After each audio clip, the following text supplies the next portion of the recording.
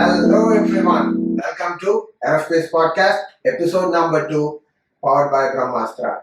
I'm your host Surendran, and today we have Vishnu, who's a drone expert and the person who leads the technical team in Brahmastra. I don't want to waste much of your time. Let's jump right into the program. Hey Vishnu, Hey buddy, how are you doing? good. How are you? I'm good. Awesome. For recent past, I've been getting a lot of questions from students. Interacting with them, I get a lot of questions regarding what's drones, what a drone can do, and also if there is a career in drone, how they can enter. Okay. So I've been facing a ton of questions in drones, and I have no clue about it even for myself. Okay. So I thought, why can't I reach to a drone expert? That's you. So you can help them with what's the current market of drone, what's the future of drones be like, and a fascinating tips what we can get excited about drones. Can you help us with that? Yeah, first of all, thank you for having me here, and also thank you for choosing me to actually guide you and everyone through this journey. I'm happy to share whatever the thing I learned throughout my journey until this point, and I'm happy to help you out in any way I can. Nice. So let us start with something you know. Let's not go technical right into it. So let's get to know about you, so the people can personalize with themselves and they can even relate. Okay, let's start with your early ages. Where are you from? What's your family background, and where do you did your schooling and stuff? So I'm basically from Kanyakumari. Okay. Like most of the people in India knows where is Kanyakumari, and I'm from Kanyakumari, and I'm from a village background. So my father was a farmer. Basically, his profession was he dealt with rubber and small scale rubber, and also this banana plantations. That's what he dealt with, and that's where I grew up in farms, working there. That was my life. I didn't know anything past that small circle which I was in, and since I had an opportunity, it was like a surreal moment in my childhood, which I still cherish. I got an opportunity to witness landing and taking off of aircrafts nearby. There's an international airport nearby, which is Trivandrum International Airport. So I got an opportunity to witness the landing and taking off. So that was kind of a turning point for you. That was kind of a point where I got pushed towards. My fascinated started to tingle how this huge thing it's just taking off in air. I've seen kites in movies and stuff, but I haven't even seen aircrafts in movies. Okay, that's how my exposure was. The first time I saw something like that, I was like, odd. Okay, how is this happening? Okay, so that's how I started this interest towards this, and I have this tendency to examine everything. So by then itself, I started to have this intention of learning or knowing what is going on there, what is happening in there, and all those things. So that was there. Then I did my schooling. You asked about my schooling. So I did my schooling nearby school itself. I did my schooling until 10th standard there. After that, I went to a boarding school where I did my high school. Then obviously, because few things happened there, and that in a library I got information in my school library. I got information of how I can still my quest for how to get near an aircraft. It was still there. So that library moment, it kind of changed me, where I saw a roadmap of your career roadmap kind of. So there I saw what I have to do to reach closer to an aircraft. So I saw an aircraft picture and a person next to it. I didn't know what it was. Were you planning to become a pilot or someone who should be near aircraft? Who should be near aircraft first. Then it became a pilot, because that picture which I saw, it was like an aircraft and a guy is standing next to it wearing a cap. Okay. So I was sure that is a pilot, because I've been reading about these things and I knew everyone talks about aircraft and it's pilot. So I fixed that I wanted to become pilot. Then I found the roadmap. It was mentioned that I should do an aeronautical engineering degree. Okay. So same as in every middle class. So you did your whole schooling and college and everything in your hometown, or you? No. So what happened was I was a pretty I was a silent kid as first. Okay. But later on, during my adolescence, I started to like I was a like not bad guy, I would say. I started to do adventurous thing. In my perspective, it was adventurous things like bunking classes, saying that I'm going for special classes and I'll cut my school and go and play cricket and those stuff. One day I got caught. Okay. It was a brutal day, and so my parents were really worried that I'll be going even more bad if I stay there for my high school. So that's why they pushed me in a school in Namakkal. Like most people who are in Tamil Nadu, they will know how a Namakkal school would be like. So they put me there just to keep me disciplined. It's something which is like Kota in Rajasthan. Yes. It is exactly like that. Okay. In Kota, they'll be training you for entrance exams. Here, since we don't have an entrance exam for engineering, we had to focus on our public exams. That schools focuses only on that particular exam.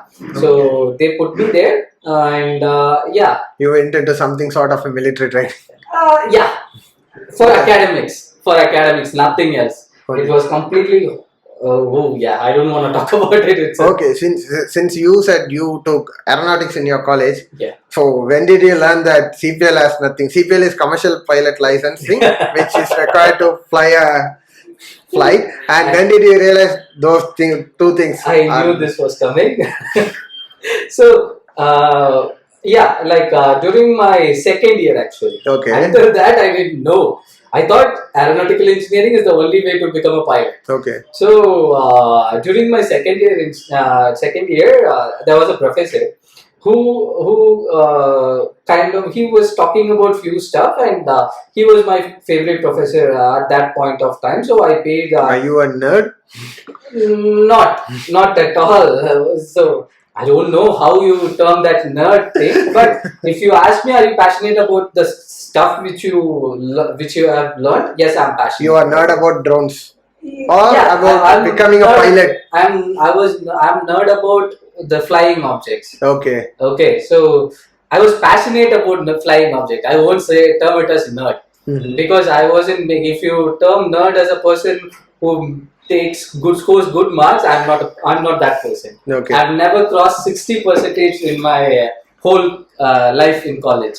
Okay, so during my second year, he was my favorite professor, and he was talking about these stuff, armed forces and stuff, and then he started to talk about pilots. Okay. So then I was really interested. I wanted to know, see what he's gonna I wanted to know what he's gonna talk. He broke that to me. In order to become a pilot, you need not have a degree. You just have to complete your 12th standard and go in for CPL.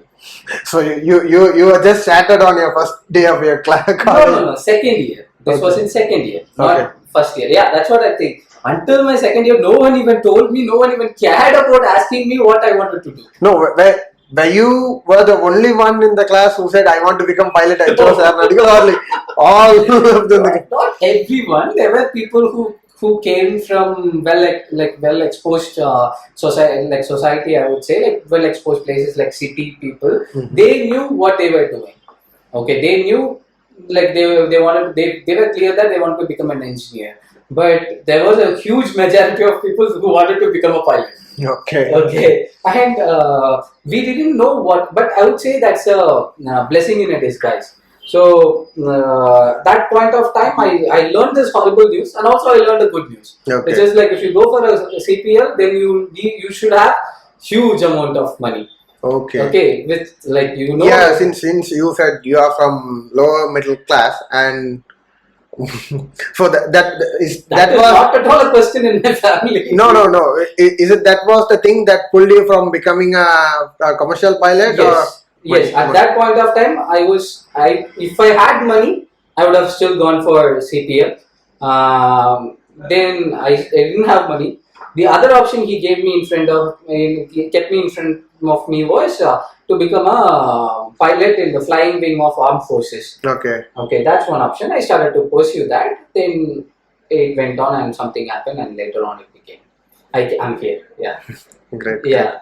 So you said you were inspired by a professor. Yes. Could you tell more about him, or like how did he? Yeah. So was he the one who inspired you to get into drones, or? No, he didn't inspire me to get into drones.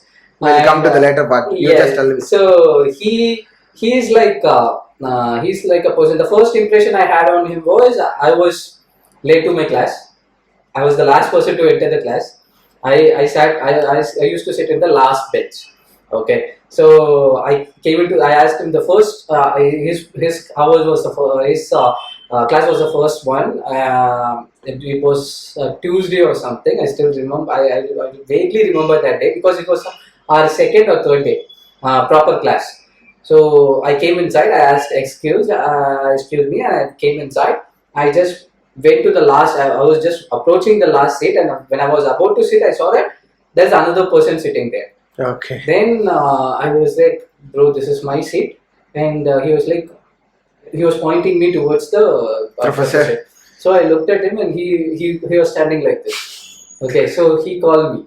So your class has two entrants or like the single entrance? You didn't even notice him standing there. No, I asked him, excuse me, I saw him and all stuff and went there. Okay. He was there, he was standing like this. So he called me like this. I went and he was like, sit here. He made me sit in the second bench. I was like, that was my seat. He was like, there is nothing like that, sit here. I want you to sit here till the end of this semester. I was like, wow, who is this guy? Then another thing is that I learned, like my brother, my cousin brother, he actually did engineering before me. So he graduated the year. Same aeronautical or? No, he was a civil engineer. Okay. He graduated in 2014. I was entering my first year in 2014. So he kind of told me that in first year the difficult subject is EG, engineering graphics. Okay, so I sat on the bench and the professor went on to write the topic is like the subject he's going to teach. He wrote engineering graphics. I was like, I'm done. I'm done for this semester. I'm not going to clear this subject. That's how my mentality was. So he was an aeronautical professor who was taking engineering graphics. Okay. Then what happened was he was really young. For a professor, he was really young. And he commanded the class like anything. Even though he was strict, the first day I felt he was very strict. He was strict, but he was liberal as well. Like he kept that, he kept that balance throughout the class. That kind of drew me in. I haven't seen a teacher who's like that. So that kind of inspired me. And then he won't teach us the engineering graphics subject. He wouldn't. Like he taught us the basic stuff initially. And then he would bring some other staff to teach the subject, and he'll just sit with us. Then we were wondering, the whole class was wondering, what is happening here? Why is this guy not teaching us? He's our staff, and he's not taking any class on this topics. So one day, at most towards the end of the semester, he used to have this habit of asking us to write feedback. Okay. He'll make us to write feedback after every midterm, like in the sense internals. Okay, he'll ask us to write the feedbacks. So while writing the feedback, we wrote, most of the class wrote, we displanned and we wrote that why you are not teaching classes. So he picked up that question. It was during the engineering graphics time. Engineering graphics. He picked up that common question and he was like, everyone and most of the people have asked this question. Then he revealed the thing that he was also learning with us. Okay. He graduated in 2014 and he started to teach in 2014. You were the first batch for him. Yes. Nice. Even though we are the first batch, you know how difficult the engineering graphics is. And in our college, the pass percentage of engineering graphics was 60%. Okay. Especially in aeronautical engineering, it is worse. Our class, We reached 99%. One guy was absent for that exam. Okay. And we reached 99% in engineering graphics. Nice. It was completely because of that guy. He taught us a different way of learning stuff. So that inspired me. From then, it started. Then he guided me through my ambitions on I wanted to become a fighter pilot. I told you, he gave me two options. One was commercial pilot or a fighter pilot. He was a person who he was also interested in joining armed forces, but because of his personal reasons, he left it. He was ready to guide me through it. He was interested to lead people to the pathway. Yes. So that actually drew me in, and I still respect him, and yeah. So what made you turn from becoming an Air Force pilot to drones? It's like a whole new tilt. Yes. So in AFCAT, it's to become an Air Force pilot, you have to give an exam called AFCAT. Okay. Air Force Aptitude Test. So once you complete that, there is a selection process for SSB. Then you have a PAB. It has two parts, right? One is a written test, a physical. Three, I would say 4 parts. Okay. Written test. Then you will give your SSB. Then you have your PABT. PABT is like a one-time chance in your life. You will get one chance in your whole life.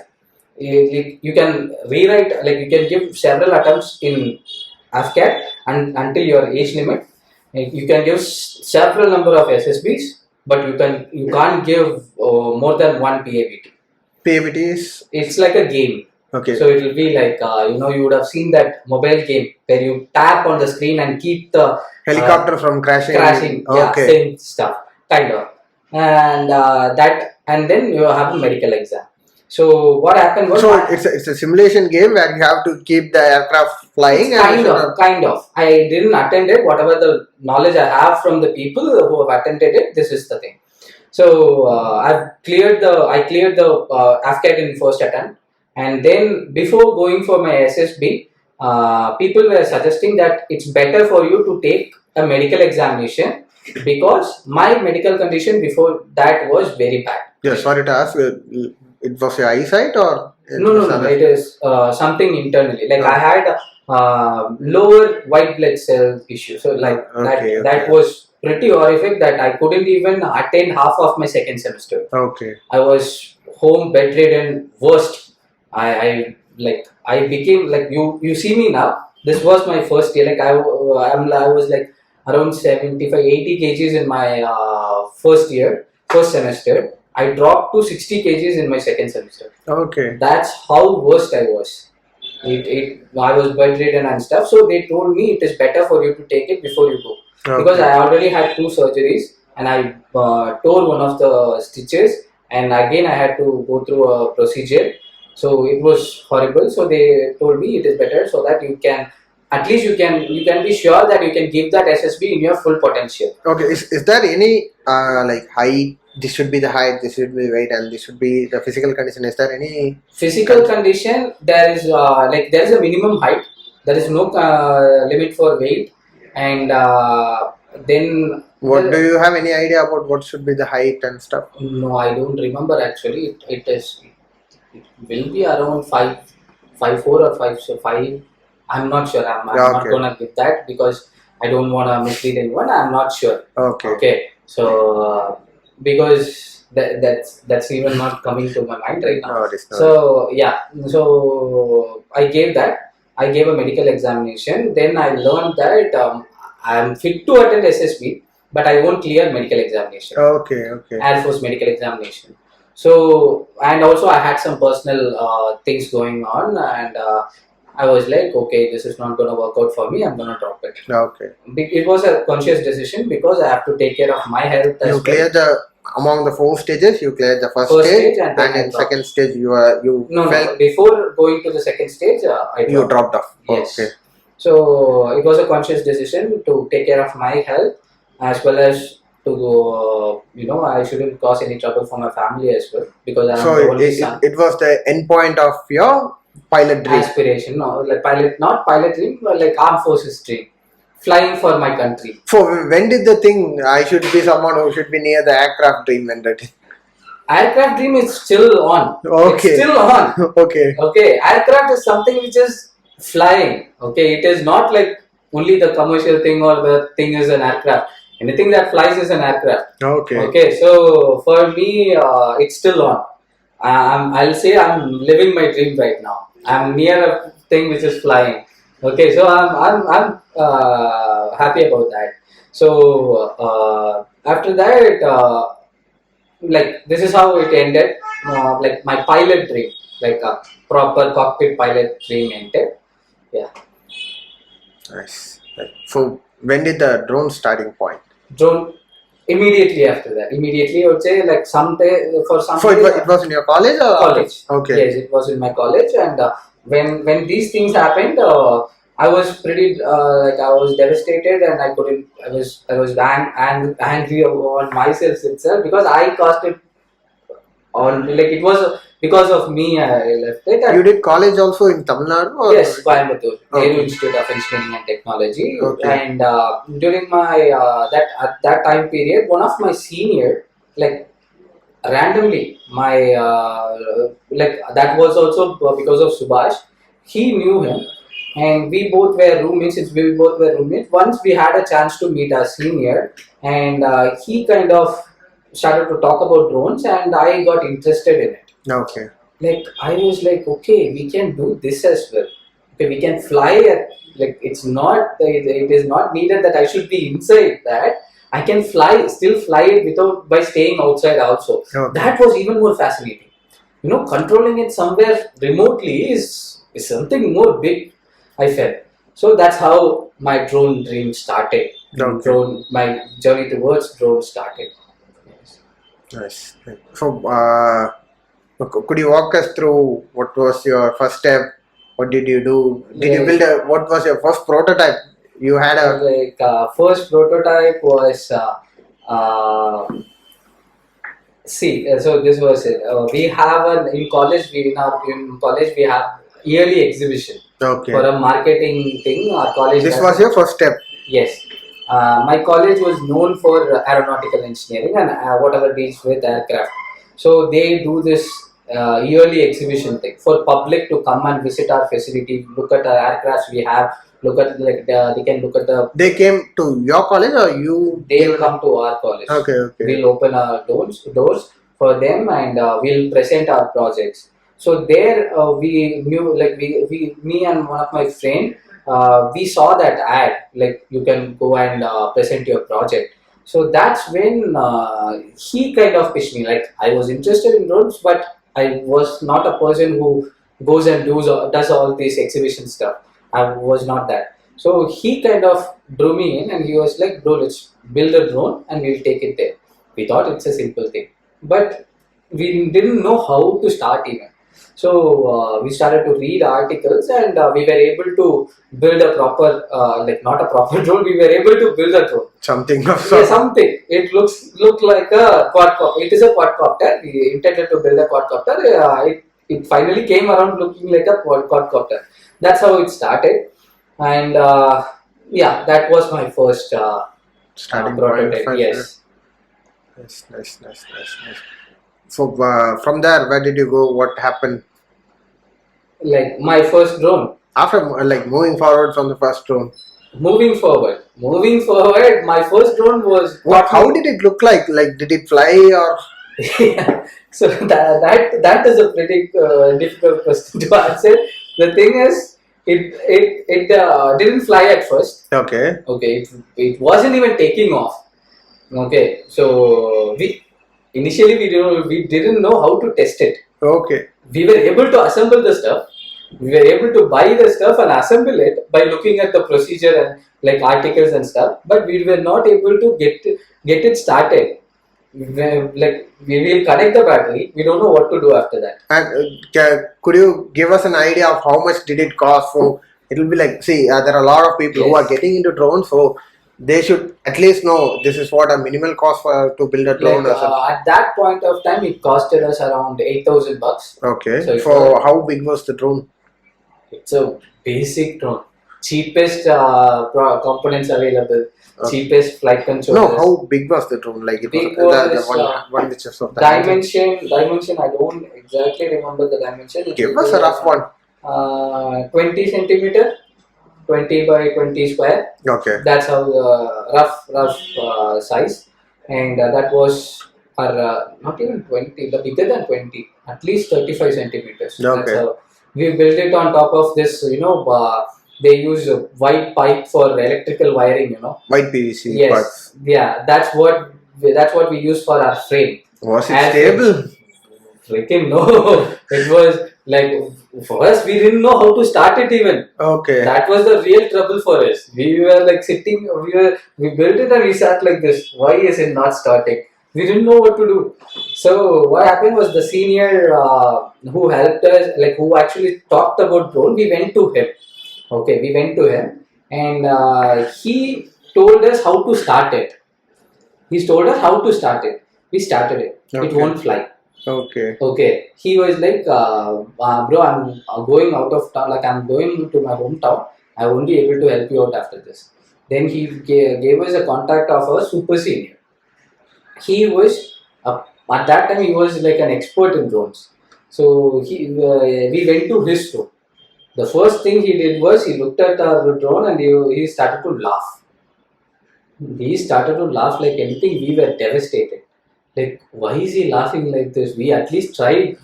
We tried. So this senior was the one who started your drone career, No, or the one who left to hometown. Okay. Yeah, he started it and then he gave us the contact to our super senior. Okay. So he laughed like anything and he gave us few tips why it is not taking off, and he didn't do all the stuff. He gave us tips. Okay. Like, that taught us that thing. Like, no one is here to help you.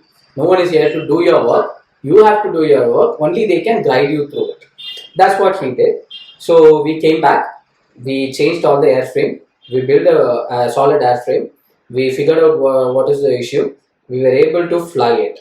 That was your first successful drone. Yes, not kind of successful drone. Did you exhibit it? Yes, that is another big story. Okay. We exhibited it. We were so proud that we did that drone. We were going there, we exhibited it, and there is a thing, there is this prize money. Like, they have this prize, first prize, second prize for this project. So on third day, the juries will be visiting each and every project team, and they will judge your project. Mm-hmm. So on the third day, there came a person who came to our project, and he was like, okay, this is your project? Yes. So what is this? He asked me. I told him it's a quadcopter. What is a quadcopter? He asked me. I told him the answer. Then he was like, okay, acha. Then he asked me, what is the rotation of this rotor and this rotor? This was an audience. No, jury, judge. Okay. So what is the rotation of this rotor and this rotor? I told him this is clockwise, this is anti-clockwise. He asked me, why is it like that? Why is it like that? I was like, I don't know. Because all I knew was, the article asked me to do like this, I did it. You were just doing something like a Lego set. Yeah, that's how I thought drone is. That's all I thought drone is. Like, I still didn't have I lost interest in aeronautics kind of at that stage. Okay. Because I thought aeronautics is building huge planes like that. All by one person. That's how my brain was working. So he told me this. He asked me why is it happening. He didn't give me the answer. Okay. He asked me the question. So then I knew, okay, now if you have the right question, mm-hmm. you can find a path towards a different answer, like a different answer or different path to walk towards. That's how it opened up. So did you find the answer? Yes, I found the answer. Then when I found the answer, I came to know what an engineer's role, aeronautical engineer's role in building a drone. Just one question done. Yes, one question done. And venue towards lot of questions opened up. Like, there are some moments, man. It is like, you will be stuck at some point. You feel like you have achieved something great. Then someone will come and smack you on the back of your head and say, literally, what is this? In Gen Z term, you are given a bonk. Yes. Okay. They'll ask, what is this? In that question, what is this? You'll find answers for, like, you'll find yourself in a place where you haven't achieved 1%. Oh. Okay, so that's how throughout my journey was. All the way, whenever I feel like, have I reached that saturation point? Someone will come and hit me in my head and say, give me a bonk, and he'll be like, you have not even reached you have not even taken a single inch to run faster. Oh. So that's how it started. I learned about what is an engineer's role in it. What all the things an aeronautical engineer can contribute towards this particular thing. Those kind of stuff. So did you get a chance to meet him again and give the answer? Oh yeah, that was another big thing. So this was in my third year. For my final year, I went again with the project. During that time, we built a gyrocopter. Okay. Okay. What's a gyrocopter? Gyrocopter, we termed it as gyrocopter. It was basically we are trying to mock an off spray. What's off spray? Off spray is an aircraft used in US Navy. Okay. It is famous for its vertical takeoff and landing. You can show a picture if you can. I'll show it to you later. So how does an off spray look? So it is known for its BTOL, which is vertical takeoff and landing capabilities. We were trying to mock it, but we didn't have a tilt. It has a tilting mechanism. Okay, you would have seen in aircraft which flies from Madurai to Chennai. If you look at those aircraft, it has a propeller attached to it. Right? Just imagine like the older planes. Turboprop aircraft. So if you pick that engines and fit it in the side of the wing, just imagine this. If you pick that engine and put it to the side of the wing, at the end of the wing, and if that engine can tilt up and down, just imagine tilting up and down. That's an off spray. Okay, it will tilt up, take off, and tilt forward to move forward. Okay. That kind of setup. We were not able to achieve this tilt mechanism. We just did that rotary mechanism. Helicopter kind of thing. A two-sided helicopter, I would say, kind of. We did that, and that also has this. One side is rotating in clockwise direction, the other side is rotating in anti-clockwise. Same thing. So this is the propeller, right? Yes, this is the propeller. Okay. So third day, same guy. He came around. He was like, "Oh, you're here." So he remembered you ultimately. Of course, he remembered me. I did a lot of other stuff that day. I was arguing with him that day. So he remembered me.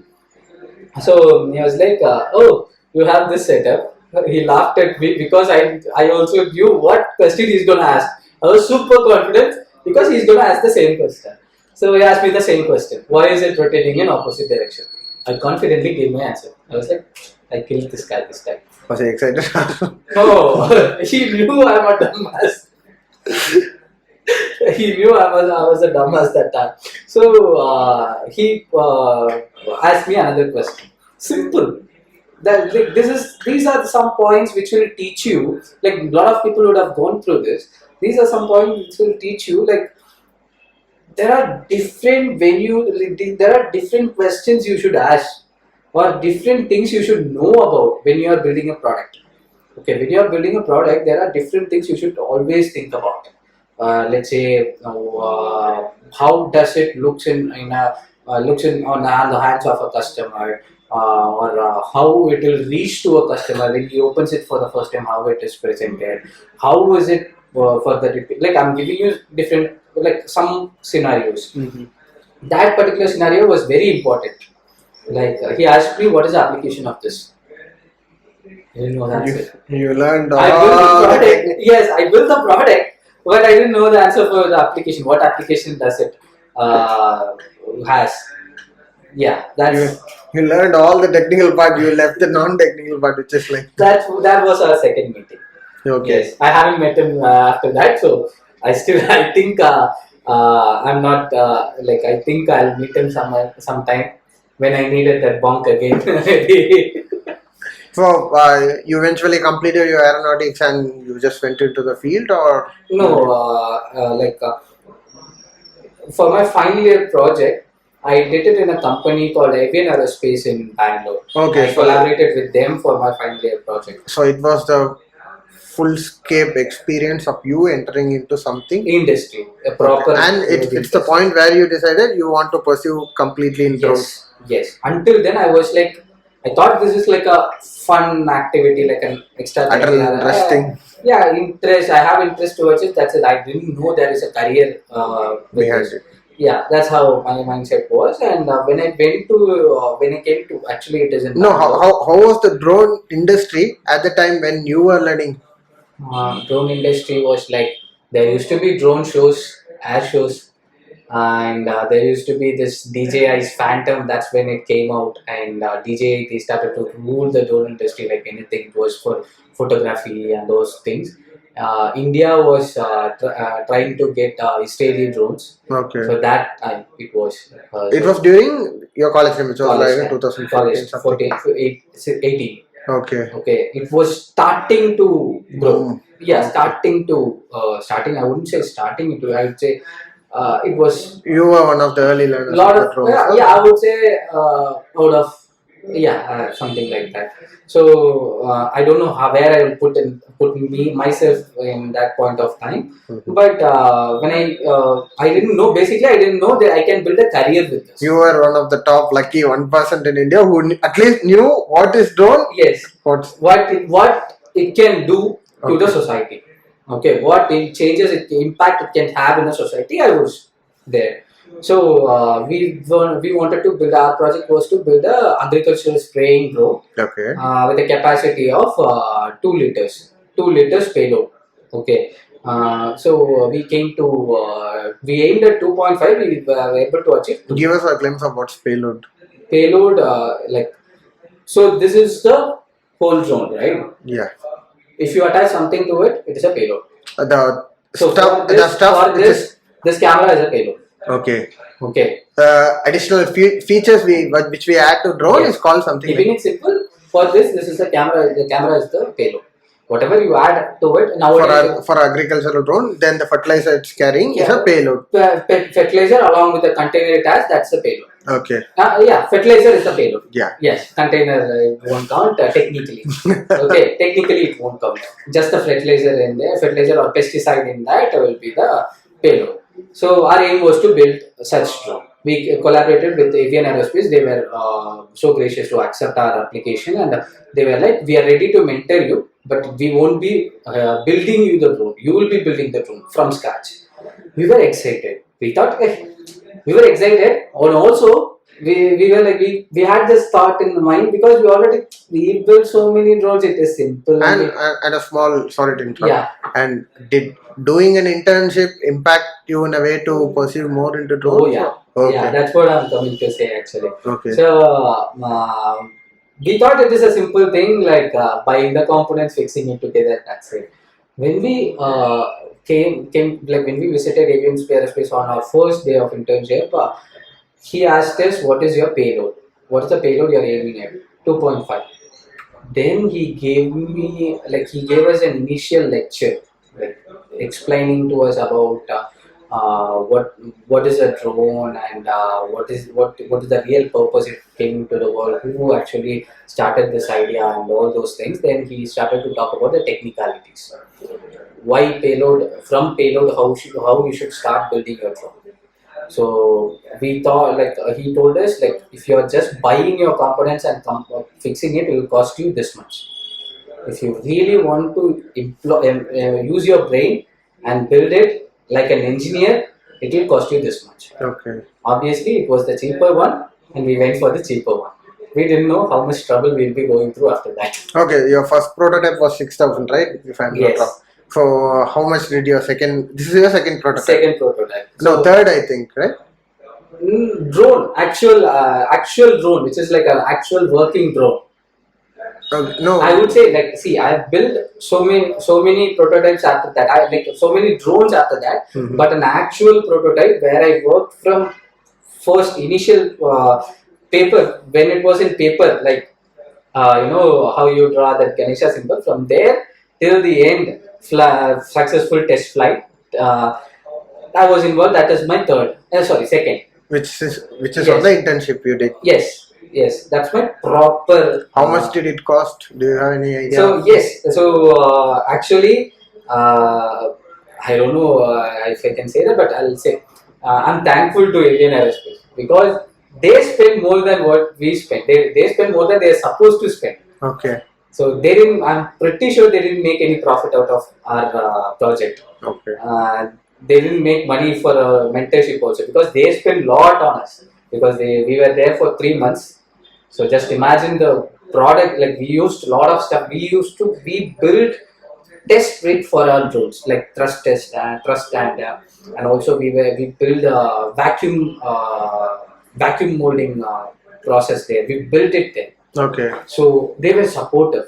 They were pushing us to do it, and they were also so generous to give us all the equipment there, and also even though they were getting the money for that, but the things we used there, the cost of the things we used there exceeds the money they demanded from us. So I'm so gracious. I'm so thankful to Indian Aerospace for that, and we did it there. It like around 30 to 35K. It would have cost. We spent around 30 to 35K, but it would have costed more because they spent the rest. Okay. Like for 3D printing materials, they provided the material for 3D printing. They provided the material for thrust testing, and also they provided material for our chamber, our container, and they provided the material for other auxiliary materials like wires and all those things. So they spent. I think they spent around 20,000 for it. So how did you get to connect with them? Did you directly approach them or did they call you? I did an 2 days internship with Avian Aerospace on drones, like a boot camp with drones. I did that just to visit Bangalore. Okay. Okay, because I came to Bangalore for my IV, third year IV. Mm-hmm. I fell in love with this place, like everyone would have, but I fell in love with this place. I wanted to stay in the city once more. My parents were already like in the mind of they were convinced that I am a spoiled kid. Okay, they were like, this guy is doing some gut but there. This guy is not focusing on his career. So it is not even a question that they will allow me just to roam in. I used to roam around in Coimbatore and at least if we are in Coimbatore, they can easily reach you. But if it's in Bangalore, it's too far. It's not like that. In Coimbatore also, I used to go out. Okay. I used to go out in a radius of around 100. If I didn't pick the call, they will directly call to my house owner. She can immediately say that he's not here. So I'll be roaming around in like 100-kilometer radius where I can go out and come back within that day itself. One day. So it's like not even a question to go to Bangalore. So because I gave them a lot of headaches before itself. So they don't want to risk this part. So they kept it tight for me. So I also enjoyed whatever I can. That is a different story. So I wanted to explore Bangalore. That's one reason, and also drones. Well, it's an interesting thing as well. I thought, okay, 2 days I'll have fun. Also, I'll learn a little bit. I'll go there and sit and see what is drones and stuff. I visited Avian Aerospace. You won't believe it. I didn't roam Bangalore that day. That 2 days. Okay. So you told your parents the truth and went to Bangalore? I told them the truth that the truth was Avian Aerospace internship. The unknown thing was I'm going to roam around for the Bangalore.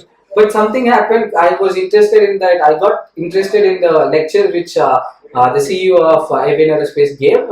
Dinesh Kumar, Mr. Dinesh Kumar, the thing he gave. I was interested in it. I was completely focused on that. Okay. I didn't that roaming around didn't even cross my mind. So I didn't even roam around. I went for my class. I came back. I'll sleep again. I'll go. Came back. That's it. Done. So that kind of struck when I was in my final year project. Hey, why can't I ask that guy? Maybe he can help me out. Okay, because I had no idea how to build. No seniors were there. I was in. It was totally a completely new field at that time, right? So I emailed him, just a long shot. Okay. I emailed him saying that I wrote a big email that we have a 4-member team. We wanted to try building this. Can you help us with it? He was like, we want to schedule a call about it. They scheduled a call. I went on the call and I explained him what I'm looking for. They were clear about what they will offer and what they are looking from our side. Clear. We went there. We did it. That's how we did it. Nice. So during this phase only, I came to know about what is like a product building cycle is. Do you have any pictures of those prototypes or something? Man. Do you have? So I'm like a lot of people hate me for this. I'm a person who doesn't like to take pictures. I've seen like the first phone, I'm keeping it for more than 1 year. Like because I don't take care of my phone or any of my electronics, I'll break it like anything. I don't care about it. Like the thing is, I feel like it's just another instrument. There shouldn't be much importance to it. That's how my mindset was and still is in some products. Unless and until it is expensive and it tears my pockets. That's how and pictures I don't pay attention itself. I didn't take pictures. Even for my final project report, we wanted to it was mandatory to have some pictures of our product. We took it after reaching to our college. Just before the report submission, we took some pictures of our product and then we put it there. And what stopped you from pursuing the path and cut it off straight and going to US for the MS? So yes, he offered us a job basically. Actually, Okay. Even Aerospace, they looked at our working style and they offered us a job, like 4 members. They offered that we are ready to hire 4 of you. And they were like, we never hired any person without an interview, but we are ready to hire you 4. If you are willing, you can come and join us in this dates.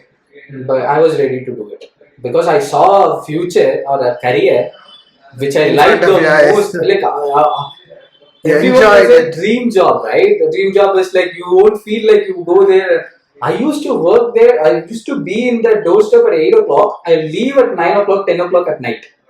Just lunch break for 1 hour. That's it. It's something like people used to say, if you don't feel one day is coming, one day is a burden, then it's a dream job. Yes, exactly. That's how it was. So I wanted to get in there. I told my parents that I'm going to go there. But if you look at my career, my parents wanted me to pursue doctor, like MBBS. So they asked me to take science group. I didn't. I went and picked up computer Rebelled. science. Yes. Lot of people and my parents. My parents were like my dad cleared 10th standard and my mom cleared 12th standard. They were like themselves thought that we don't know much about these things. So they listened to all other people. So everyone's told them relatives who call themselves experts. So everyone told them that it is not good to choose aeronautical engineering. So they tried to convince me on that as well. I didn't accept. But they tried to convince. But whatever the choice I'm making, they will be supportive. They won't say, "Oh, you chose that." They won't say that. But during my 4th year, I kind of felt that I betrayed them. Like like a lot of other things happened. I felt like I am not true to them. I betrayed them. I'm not. They have sacrificed so many things for me. I'm not doing anything to them. So they kept something in front of me. Like it is like they were like, do one masters because they were the same experts, relative experts. They convinced my parents that if he goes to US and does a masters, he's gonna make millions and he's gonna be so happy. He won't be like you guys working in a farm. Yeah, they too also got this point. Like you rebelled around everything. At least you do this one. They didn't say that. Okay. They didn't say that. Okay. That's the thing about my parents. They never said that. Okay, they never said that. So it was like they got into this. The relatives pushed them into this guilt trap. They were like, you guys are still working in the field because like all my parents closest circle, they've all have degrees and they have good jobs. Okay, so they kind of pushed them saying that you are still working in farm and you don't have education, don't make your kid also like that. He's taking bad decision. That kind of stuck my parents. So they were like, you have to do it. Then I thought the way they were convinced. I was like, okay, let me do it for them. I'll go there, I'll do, and I'll come back. You did ME, right? MS. Master. Okay, MS in aeronautical or Mechanical. I specialized in aeronautics. Okay. Because there they don't have a particular department of aerospace engineering. So I had a professor there who's an expert in aerospace and aeronautics. So I went there. I chose something. It is all about. Did you know picking about the her before courses. going to US or No, I knew about her before going to US itself. Okay. Yeah, I knew about her before going there itself. That was the reason for Yeah, you? the reason, that's also one of the reason I chose that university. Okay. So I went there. I made sure I chose other than the compulsory subjects, mandatory subjects. I chose all the courses related to aeronautics and also product development. No. I was clear that I want to get into a place like this. So I went there. I did my masters like that. That's how I went there. Great, man, great. So you are in both countries. I feel like you have been your fair share of time in India and in US. There. So just like a general audience question, which is like, how did you feel the difference between the Indian education system and US? Give a short brief. Oh yeah, that is something huge difference. Yeah, because people used to say Indian education is too theoretical, whereas exactly education in exactly. Did you feel the difference in I'll give you a thing, which is like in India, you are you are supposed to mug up everything. You should photostat a complete book. Yeah, it is like you have to mug up it is. I'm still surprised. How did they allow a calculator inside the exam hall? That's how Indian system is. Okay, calculator, calci. So how did they allow this? Because the system is designed in such a way like that. Because you have to remember all the formulas. If you think right now, you can just Google it and find you have to remember the concepts. And again, you have to remember the formula for that concept. And you have to go there and write the exam. But there, you just have to know the concept. The thing is, they'll give you the book itself. Okay. All the exams are open book exams. Okay. It is like the first time I heard, I was. Did you felt like cheated? Yeah, literally. My first exam, there the thing is like here you have to. Another thing is that here if you have a semester exam, like let's say you have 5 subjects in your one semester. First you will write internals for first 3 units, next internal for next 2 units, and one internal for last 1 unit. It won't be like that. It depends on the subject. Let's say it is like this. For the semester, you will be writing it all together. Okay. You'll be writing an exam for all the 5 units. Yeah. But there, I had complicated subjects and also easy subjects. There is nothing called for an easy subject. There is nothing called intermediate exams. Like there is no internals. Okay. It all depends on the professor. They decide how the exam structure should be. Some professors will have one exam at the end. They will have assignments. Every week there will be an assignment. That's it. It's mandatory to. How interesting and challenging was that? Assignments. Yeah. Assignments will be very freaking challenging. You enjoyed it or? Like at first I felt it was very difficult because I thought I'm left alone and they won't give you a direction at first. They'll be like, this is the assignment. I'm going to send you the assignment through email and you have to submit it back. Like first time I saw the assignment, I had no freaking idea how to solve it. I attended the class, I know the concept, but I don't know how to approach this particular problem statement. I flunked in that assignment. I couldn't even do it. Then the professor called me and she asked, what is the problem with you? You didn't even submit your assignment. I told her, no, did you know the concept and flunked it or? I didn't even attempt it. Why, thinking that you won't do well? Yes. So I had that fear, inferior because all my classmates were US students. Okay. I was the only Indian in that class. Okay. So it was surprising for me as well. Were there any bullying or something like that? No. They were the students who come for masters. They are already working professional like that. They knew the reality ground. Yeah, they were mature. They are way elder than me. Only 2 people who are younger than me, and most of them were elder than me. So professor called me and asked me what's wrong with you. I told her frankly, I was depressed, and I told her, this is because I'm thinking I've spent so much money for this, why am I doing this? So I told her, this is the reason I did. She told her, why don't you come and ask me? That's what she asked me. That's what she told me. Why don't you come and ask me? What happened was, for the next 3 hours, she sat there and she explained to me each and every problem, how to solve it. She just explained in a small note, and she gave that note to me. I came back to my room and worked it out and I submitted. I got full marks. For the next assignment, I thought, okay, let me do the same. I went to her, I asked her, Professor, I have doubts. I was able to solve that. Okay. One problem I was able to solve, and I stuck in a part. You showed progress. I went there, I told her, Professor, I'm stuck here. She explained it to me. Then I got to know, if you ask, you get there. Like here, if you go and ask, I couldn't solve this. Then what's the purpose of assignment? They'll ask. Then like, you didn't listen in the class. Where is your brain? That's how the questions here will be. I can't help you with this. Go and figure it out by yourself. There it is like they will sit with you and they'll explain, okay, this is how you should, but they won't do it for you. They'll explain, they'll show you the path towards it. That's it. Do you see any, like after you completed your Indian studies in 2018 and you went there into US, and after coming back here, like you have got a lot of colleges and you do interact with a lot of students. Do you feel any improvement in? No. Okay, big no. and another super important question. You said you are from low middle class background and you went to US with your own fund around your parents' fund.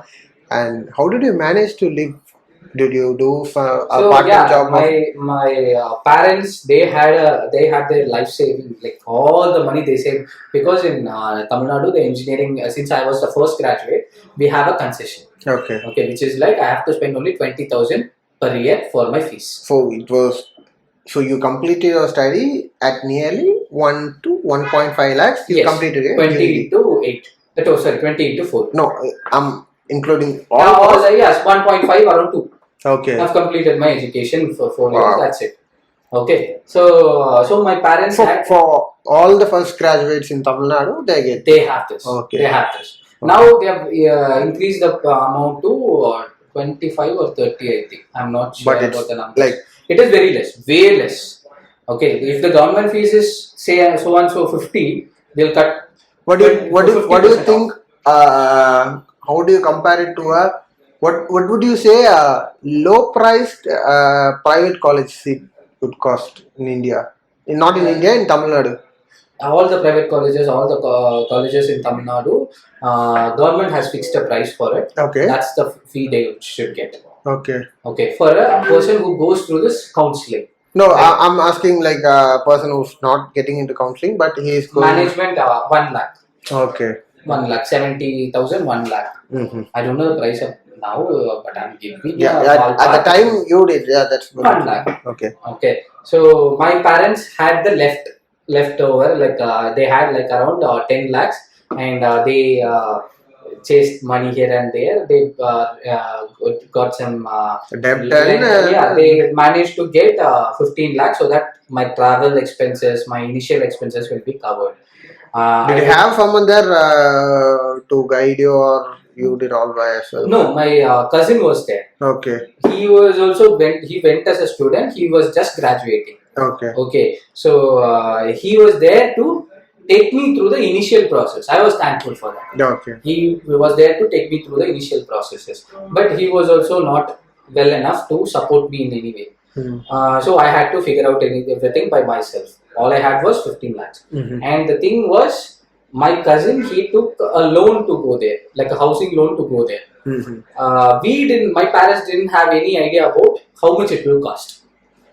All the people who convinced my parents, they told them 15 lakhs is more than enough for him to complete the degree there. I was also convinced. Seriously, saying the truth, I was also convinced. So I went there with just $120 in my pocket. Okay. So you thought just having that money is enough? Everything would be taken care of. For initial period, I will pay, because I knew that I can get a part-time job there, so I can manage. That's what my intention was. So I went there. I knew this is not enough, so I joined a part-time job there in catering, university catering itself. Okay. They offered me a job, So I got part-time there. So I was living in a room which is which rent cost about $250 per month.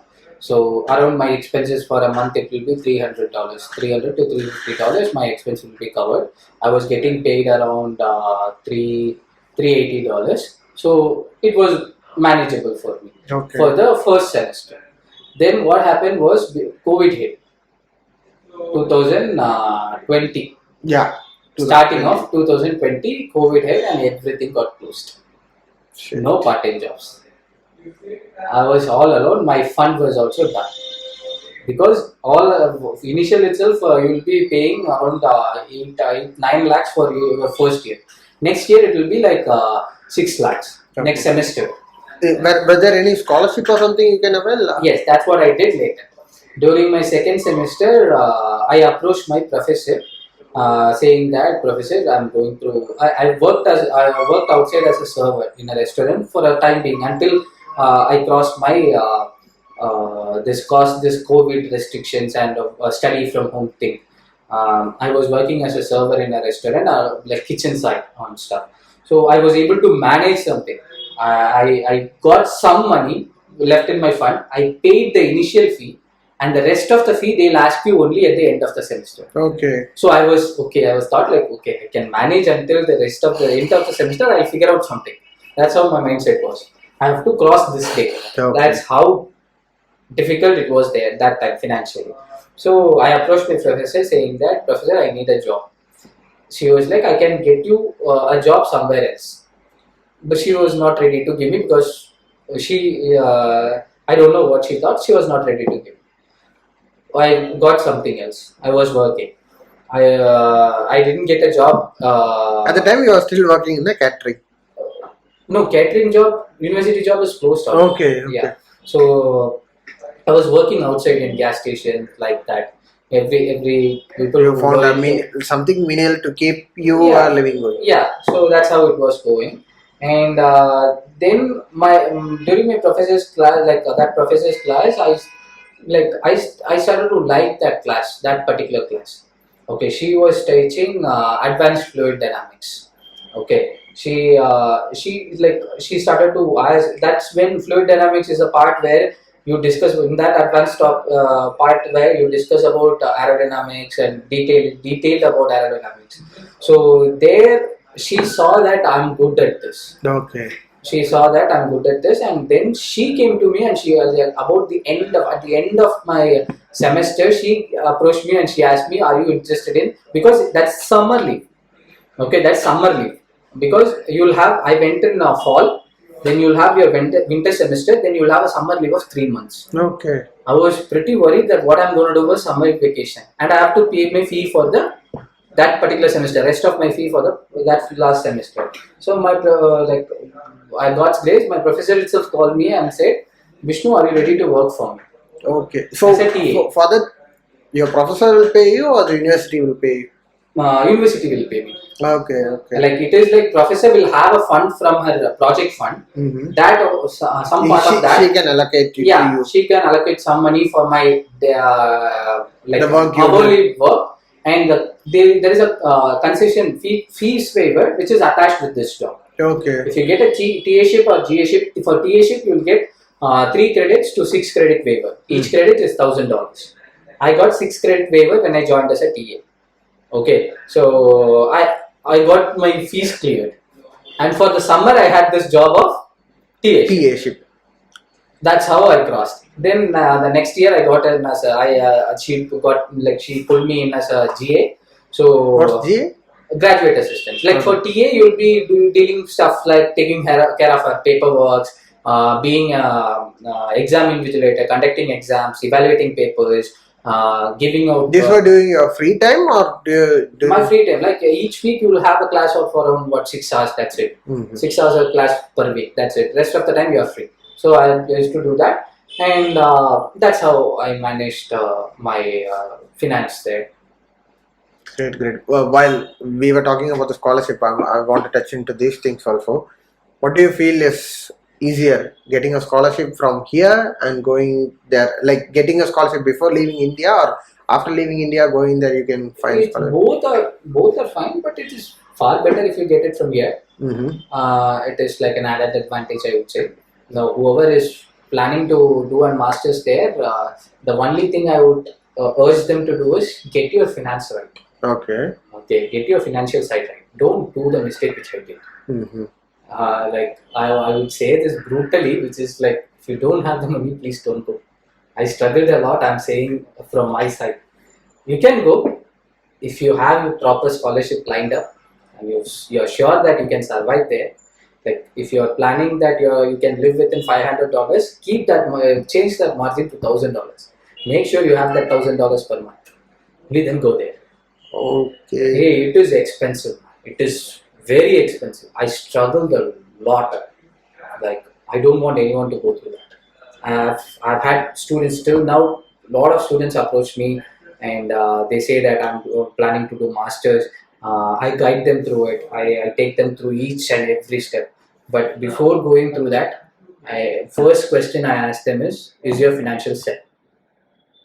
If it is not, I won't help you with it. Because I don't want to have that burden of sending a person there who is not financially good and going there and struggling.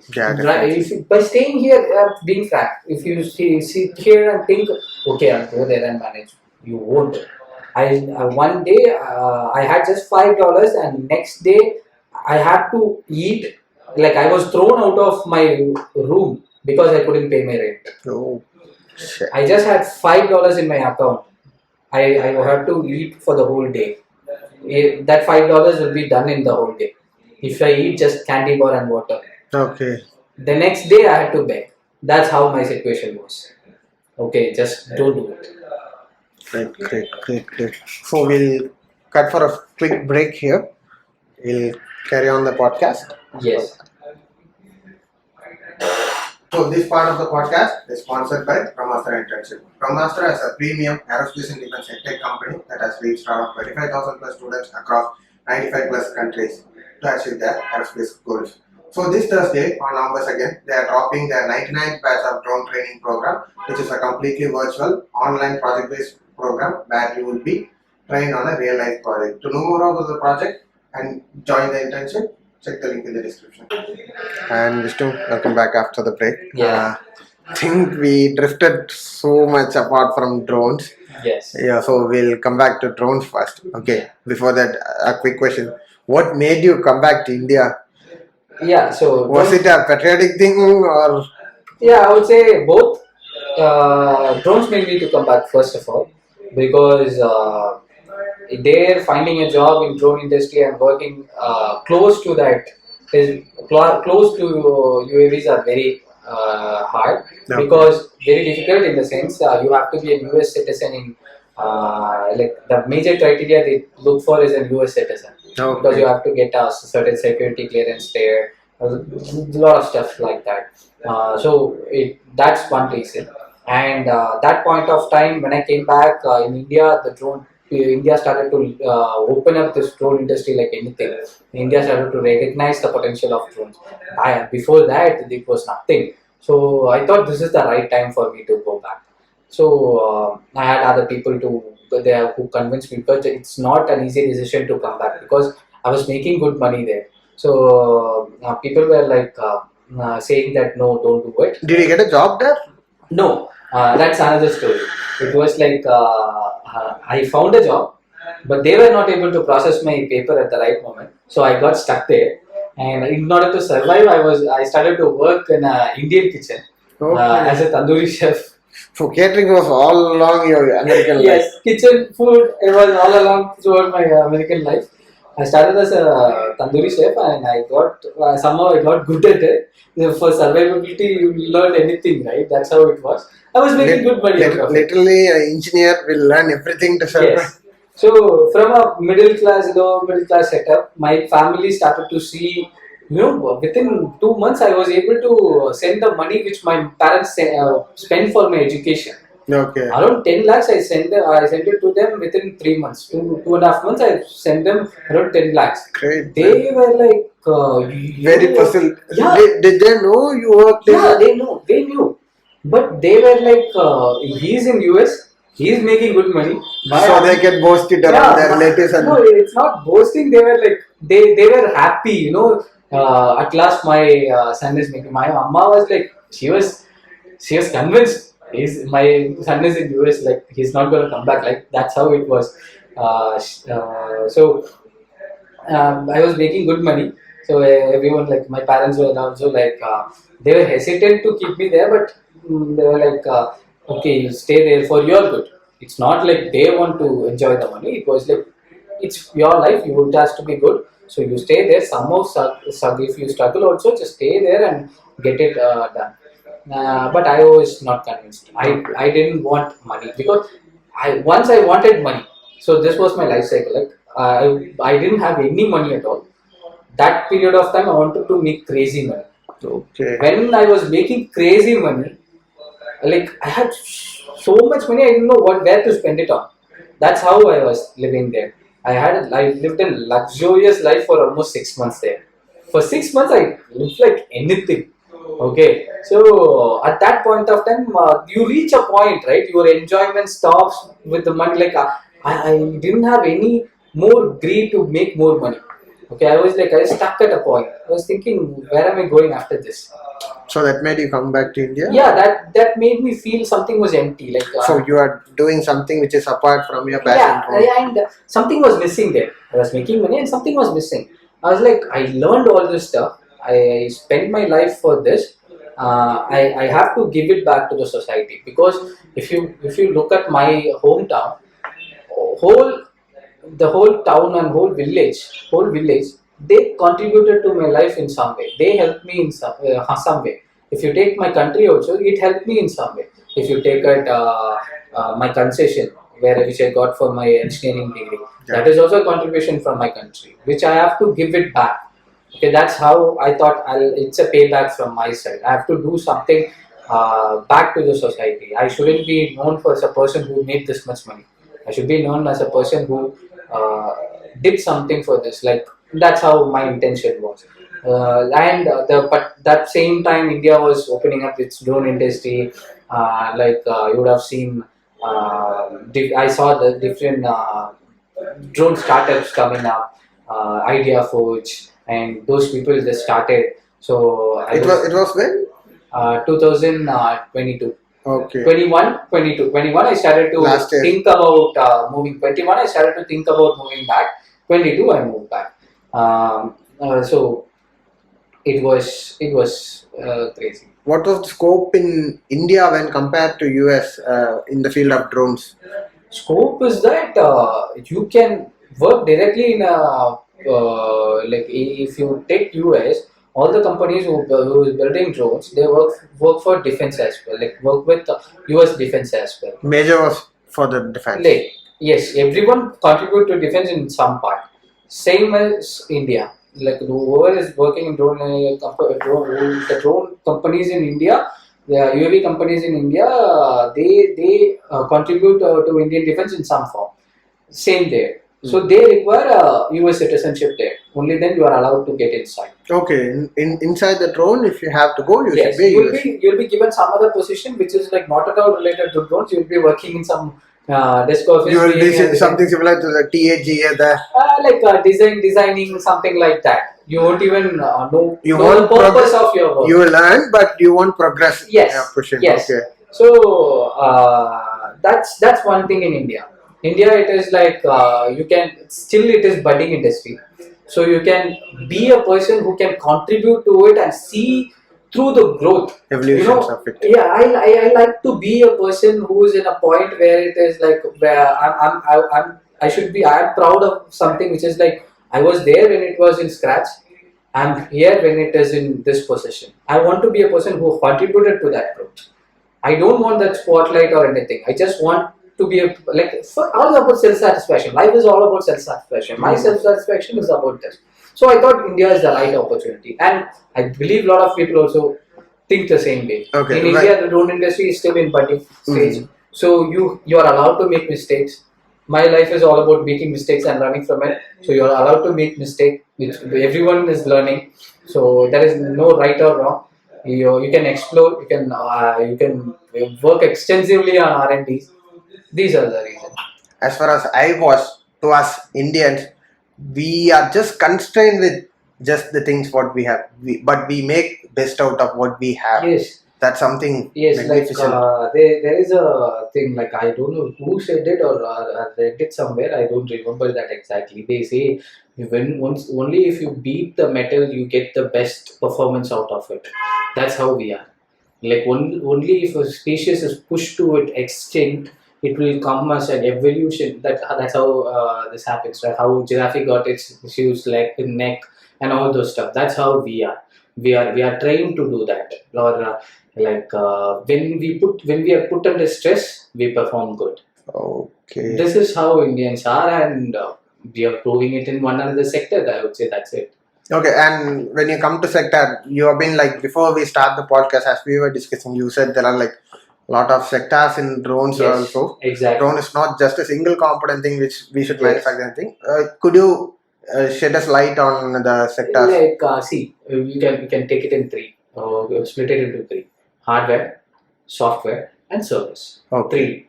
Okay. So the bigger market is service market, and then you have the software market, and then the hardware market. This is the main split. So you can literally see right now people are working on hardware as well, since we have Services, achieved maintenance, and all those things. maintenance, like coming up with efficient components, coming up with an indigenous component in by like mass manufacturing components. Like right now in India, we don't have a mass manufacturing for motors or EAC. Like Okay. there are And the manufacturers of these components, but in a smaller scale, I would say, like compared to other countries. So and drone we have to education achieve that. comes under drone education. Like education, if you say, I would say it's It all culminates under service. yeah, like see, education is something like in any if you ask me, how will you, like, if I know you are a person in IT, Yeah. right? Like who is interested in that. If I ask you, you have all these like different skills which you learn, right? With different tools which you learn. Yeah. You will tell, like I'll ask you what are the things you will require for a website building. You will have different tools. Yeah. Then I'll ask you where education comes in.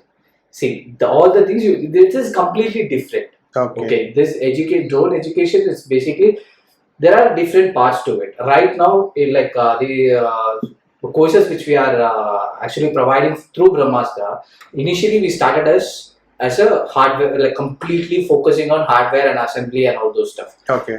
Getting the basics towards getting the basics, like what an aeronautical engineer's contribution is. Like an engineer should know why, and like we need a lot of engineers to work in this industry. Only then we can go as step ahead. Like for sure we are reaching the like benchmarks which all the other countries have done set until now, but we have to lead beyond it. We can't just reach there and expect them to set another one. We have to set the benchmark for them. So for that we need a lot of engineers who can come up with solution for different problems which we are facing, which we are like, there are a lot. Okay. So that one thing. Okay, so we have to train them on that. That's why we started with hardware. Then once we saw that most of the people are okay, they know enough. Whoever is coming to us, we were observing our batches, the students in our batches, and we saw that what they require. Then it started to move little bit towards the software part. Now we are trying to provide them software as well as the service part, which is like if you are planning to see. I'll give you a thing. Recently, our minister, civil aviation minister, he put out a statement saying that there will be a requirement of almost 1 lakh UAV pilot jobs in 2024. 2023 to 24. Like after this, 1 lakh. Recently, he has put out in that. future. Yes, in future. Especially for survey. And it's interesting that you're providing internships on drones, right? Give me a brief about that once. First, we will complete it, and why it is important. I'll tell you why that particular news is very important, and why this correlates best with the course we are providing in Brahmastra. So the reason is they've asked for 1 lakh pilots for survey. That is the key point. What survey actually? Survey is like a mind survey. Like you will be measuring. Giving a simple example. So you would have seen when you go like travel via train. If you go like some places, you would have seen they will be loading up gravels like like in a cube shape. Yeah. Have you seen that? Yeah. And they would have marked it with white lines at the edges to measure its volume. That is an organized thing, right? Like you have a shape like a cuboid or some shape. Yeah. But just imagine if the shape is not a irregular shape. If it is a irregular shape of some amount of objects, like some amount of material, how will you measure it? There are technologies but it will take more time. Like no, this is the thing. With drones, you can do it easily. No. If you are doing it manually, it will take more time. Yes. So with drones, like you'll get another perspective from top, so you can have a clear look around, and you have instruments to measure it, and also get a proper data collection and do it. Okay. So that is one. Until like nowadays, what is happening is like a pilot is surveying it and sending it to a person who is analyzing this data and converting it into meaningful terms. Yeah. Okay, that's what happening now. Now, what happens in future is that pilot will be required to do both, because only then it will be even more easier. It is all about life is all about making, like whatever we do is all about making it easier. That's how it always runs. So our courses are structured in such a way that we have taught them the basics. Now they are done with the basics. Now we are going to teach them the software part, which is like improving their components, like the performance, using the maximum out of their components and using it for some other purposes, which is like it's up to their imagination to use it. And when we combine it with the service sector, which is like what are the service they can provide with the components they have, when we combine them with this, it opens up a new world to them. Yes, exactly. We are actually training people so that they can be employed immediately. Okay. When you have such kind of education or such kind of skill set, you'll be like it will be an what do you say? Like there's a term in hiring, right? I forgot that. Sorry. Like you can just close your eyes and pick them. Okay. That's how it is. Okay. That's what we are aiming. So we've addressed this hardware market as well. It is for them to go and like we teach them what are the basic stuffs are, and it's for them to like like ECE engineers and AAA engineers, aeronautical engineers. It's for them to optimize and increase the efficiency of the components. Even a person who doesn't have any idea about drone, they can join. Yes, that's what the basic stuff is all about. Okay, that gives you in-depth basics, like in-depth basics in the sense it won't go deep into aerodynamics and confuse you all about it, but like it is structured in such a way that a person who is like you will be surprised, like 12 standard students will be there, and also in a batch there will be a student from a high school and also a person who has an experience of almost 10 to 12 years. Wow.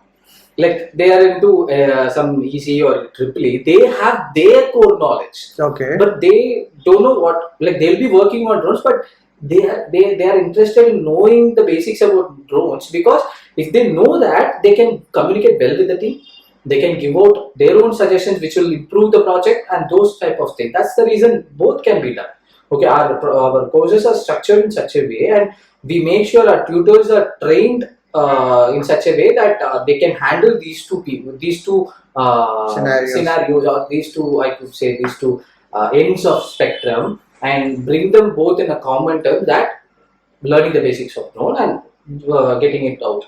And also we make sure that all the aerodynamics concepts are taught like in a simplest way, and also not overclogging informations. That's how we structure it. So that's why I mentioned you about the 3 markets. We are trying to cover all this, so that once they finish the 3rd step or the 2nd step, which we are combining right now, 2nd step, either they can jump off from the 2nd step itself, which is like the software part itself, which is knowing the hardware and also software part itself, or they can continue with the survey part and stay for They'll get a basic understanding of how all the sectors in the drones work, and Yes.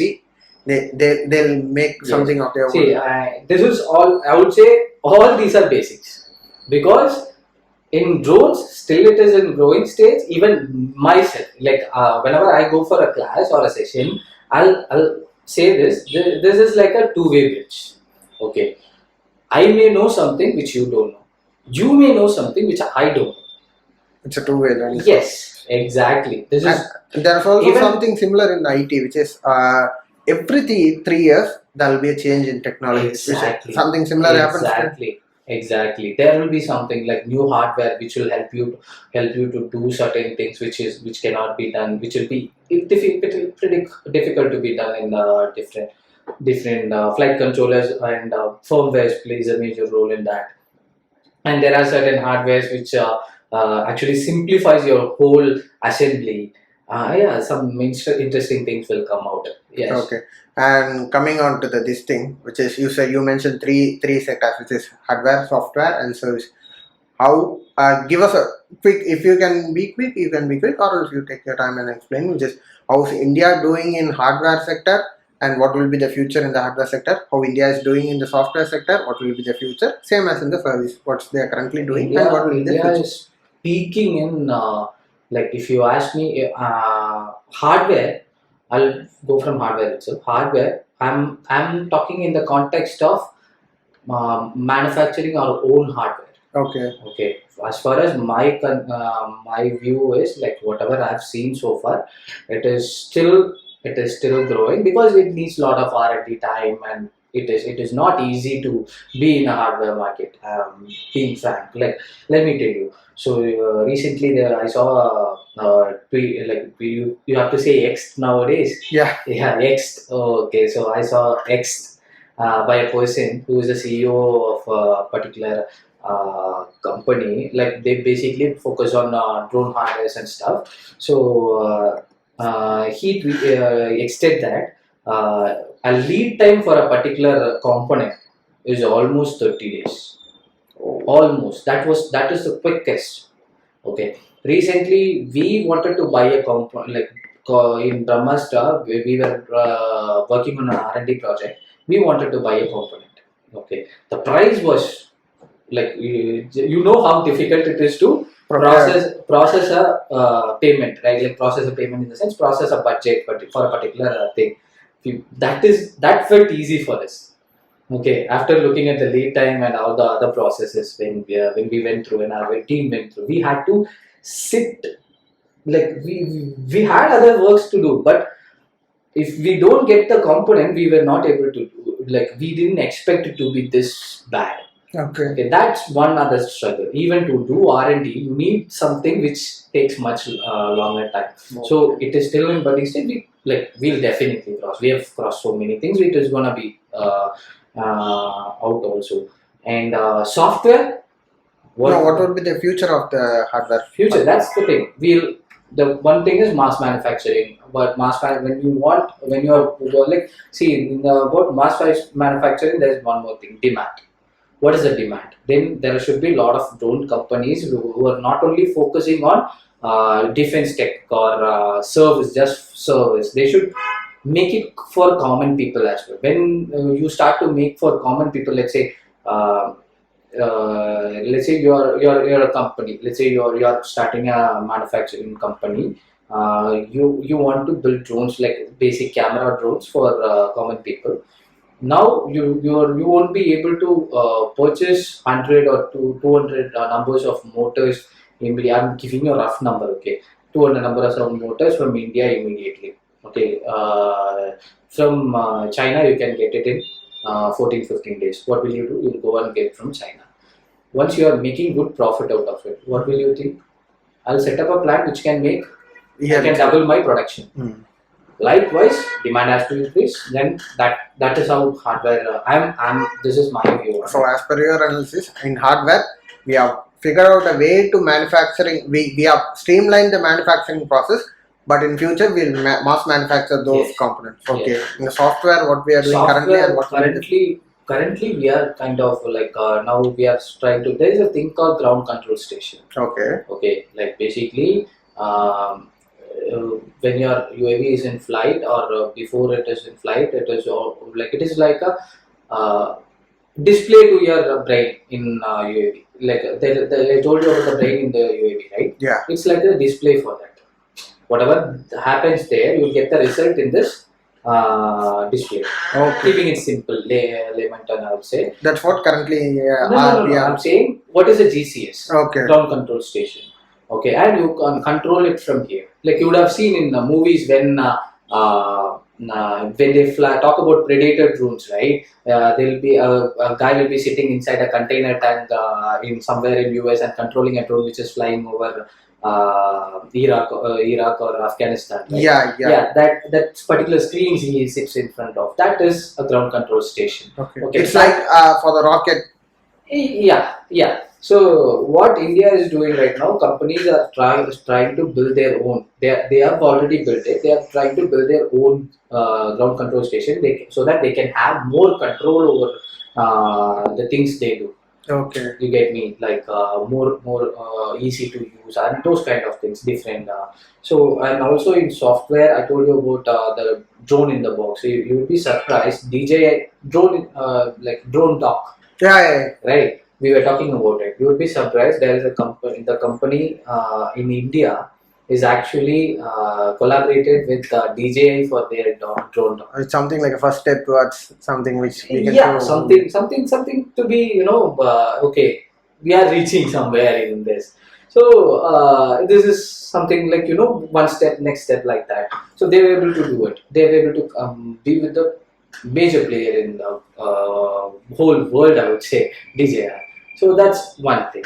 And also, nowadays people are started to work on the flight log analysis. So you will get your flight log saying like whenever your aircraft is turned on, it has its own habit of it has its own thing, right? Writing each and every. It's like a black box in the flight. Yeah. Sorry, aircraft. Yeah. So that data, you need to analyze that data in order to improve your performance and those stuff. Okay, that analysis we have different tools nowadays. We have started to build those tools to make it more easy. Okay, make it more easier and get those data. Like even a regular pilot, like first time flying pilot or a starting pilot, he can do it. That's how people are aiming at. That is the future. And also in software, I'm being frank, I don't know where it goes because I'm not a person who's involved. Yeah, in so it. for as far as from what you said collectively as a layman, what I can understand that incorporating AI features into drones might be the future of the software. Yes, so exactly. Yes, we can assume it, right? Yes.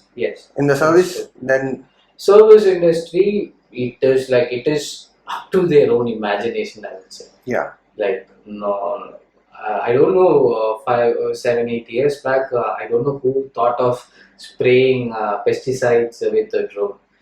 Same as like taking pictures with drones. That gave a different level of perspective. Like in movies, before they used to hire helicopters to make shots. Like yeah. So just it's all up to the imagination where you can use it and those kind of things. That you can combine this hardware and software and that can benefit the people. Yes, exactly. So it is all up to the imagination, I would say, because see, this is the thing about drone, right? You can make that like a regular quadcopter.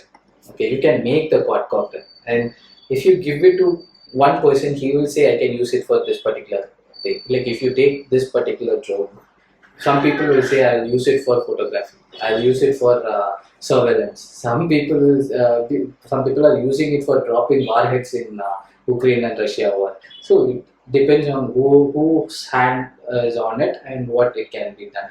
So in India, service is also like the service industry is also like that. So there are people trying to nowadays the oil rig industry they are using it widely because in order to say like instead of sending a person down there in that risky condition, they can send a drone there. And also tunnel inspections like tight tunnel inspections that can be done via drones. Like if you look at defense industry, that also there are so many places where you can use it. and if you drone entertainments, light shows, that is something new kind of fireworks they are saying. That is new kind of fireworks. Environmental friendly fireworks. That it's up to the imagination. For far, there are drones which can travel to the places where we can see, we can enter. But in future, there will be applications where even where man cannot enter, drones can enter. No, it's already entered. Okay. It's next step. What is the next step? That's okay, nice. And I've read an article. I don't know where did I read. I did hear on a. By 2025, DGCA is going to regulate everything in the drone sector, and they said RPTO pilot license, remote pilot license is an essential one. So, what's your thought on that? And it's already on what did they mention anything about the? No, I just grasped it is like first when DGCA started to I'll say what is a DGCA, Directorate General for Civil Aviation.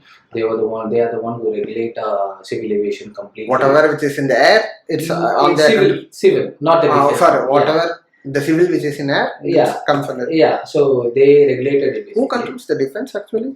For the defense is completely different. Which is in the air, they don't have any separate department or? No, it is completely different, man. You can't even you need not worry about it. That's completely different. That's nothing to do with us. Okay, so right now, if you look at DGCA's regulations, when they first put out itself, they said that if your drone UAV is more than 2 kgs, you require a license to fly it. Okay. That's the right thing. That's the thing. Except the entertainment drones which they fly, most of the entertainment drones, everything should be. Nothing like that. Okay. If your drone is less than 2 kgs, you need. Yeah, that's why most of the entertainment drones are less than 2 kgs. Right? There are entertainment drones which are more than 2 kgs. Yeah, that's why I'm saying most of the entertainment drones comes under this under 2 kg category, right? This is the thing, man. You can't. You can have. Okay, let's come to a conclusion. Yeah, whichever it is less than 2 kg. In drones, you can't split it into entertainment drones like that. Mm-hmm. Okay, I told you can have a 2 kg of drone, and you can make it to more than 2 kg. You can make it as an entertainment drone, and also you can make it as a defense related drone as well. Okay. So it's up to their imagination. Yes. So it is all about the weight in terms of regulation. Okay. That is a good thing. That's a good thing because your airspace needs to be safe first. Whenever we've been taught as an aeronautical engineer, the first thing we've been taught is that whenever you design a flying object, it has to be stable and it has to be safe. Okay. These two things are very important. And the airspace which it is flying, it has to be safe and it has to be the drones has to be in the hands of responsible person. Okay, so he knows what he's doing so that nothing bad happens. Nice. Because nowadays we don't have much drones, but maybe in future we'll have so many drones flying around here and there, and it has to be regulated. Do you have any idea of what's the qualification that's required to obtain a license for the drone? Yeah. Is there any criteria? Before it used to like a passport and those stuff. Now you need a valid valid ID, government ID, and I think it is 18 years, if I'm not wrong, 18 years of age, and Qualification? Qualification, I don't think so. 18 years of age, I think. 18 years of age, you would have course your schooling 8th pass, I think. Like regular driving license thing, 8th pass, I think. So when you say driving license, there are different type of driving license. Like where we can just get a two-wheeler. For driving license, there is a thing called 8th pass. There should be. No, not like that. You said driving license, right? So there will be a different types of driving license. Two-wheeler only, four-wheelers, yes. Is there any separate? So here it is like 2 kg till 25 or 50. See, I'm bad at this remembering things. What you remember? Give me a vague number of 2 to 25, or just correct me if I'm wrong. 2 to 25 and 25 to 50 and 50 above, I think so. There are 3 types of license categories majorly. Small, medium, and heavy. if I remember correctly, these are the three categories. So nowadays, a lot of people are opting for small, since most of the drones for service industry comes under small itself. Okay. And some goes beyond small as well. Some agricultural spraying drone, they are medium as well. So these are the two major. And there is another criteria as well, which is BV, like beyond visual line of sight drones, which is like you can't see that while flying. Okay, that is one type, and visual line of sight drones. These two options also there. Okay. So these are two different. We need to practice It is both like- to get a license, or we can practice. We can choose VLOS, which is visual line of sight drones, small, medium, or heavy. Okay. Beyond visual line of drones, small, medium, or heavy. Okay, there are 6 categories then actually. 2 categories. In each category, these comes. We need to do both to get the license. You can choose anything. You can choose. Okay, Oh, it's like having a gearless bike. You can get the license for a gearless you bike. can choose VLOS. Okay. You can choose like this. I'm choosing VLOS, and I want medium. Small, medium license. If you're choosing like that, then you should acquire. Then that is one license. Then another thing is BVLOS, which is beyond visual line of sight. That is you're choosing that I want a beyond visual line of sight license in medium or smaller heavy, like this. Then you have multi-rotor. Then you have fixed wing. That you have to choose whether you want a multi-rotor pilot license or a fixed wing pilot license. This we can keep for a different day, I think. Yes. The thing is, there are few things still vague in this particular topic, because a lot of the RPTOs which are in India right now, which are up and running in India right now, they are providing for, if I'm not wrong, they are providing majorly for multi-rotors. Okay. I haven't seen anything advertising for fixed wing or VTOL, so hybrid aircrafts. Hybrid is the sense multi-rotor and fixed wing combined. It looks like a flight, right? See, aircraft. It looks like an aircraft, but it has quadcopter attached to it. Okay. Okay. So I haven't seen any ads like that, but I've seen people advertise for. See, I don't have a license yet. Okay, I'm keeping it for another reason. I haven't even gone through that process. I haven't even thought about that process since I'm flying only drones within 2 kg limit. So I haven't even thought of it. So you gave us another idea for a podcast. So we'll have you just have a look on it, and you can give us a maybe if you are gracious enough to invite me for one more session of yours, we can discuss in depth about that particular topic. Maybe I'll be prepared for that. Okay, and a big question.